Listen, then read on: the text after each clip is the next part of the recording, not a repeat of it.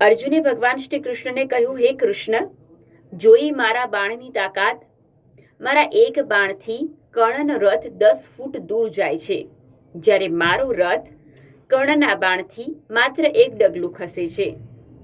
કૃષ્ણએ કહ્યું, હે અર્જુન, તું જે રથ પર સવાર છે તેમાં 14 બ્રહ્માંડના અધિપતિ એટલે કે કૃષ્ણ હું પોતે છું, અને તારા રથ પર જે ધજા ફરકે છે તેમાં 10,000 હાથીની શક્તિ ધરાવનાર પવનપુત્ર હનુમાન સાક્ષાત બિરાજે છે.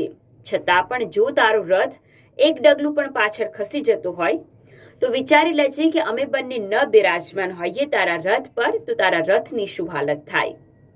સારાંશ: મનુષ્ય દરેક વખતે મેં કર્યું પોતે કર્યુંનું રટણ કરે છે. જરા જોતો ખરા તારા જીવન રથ પર કોણ સવાર છે, કોની કૃપા મહેરબાન છે.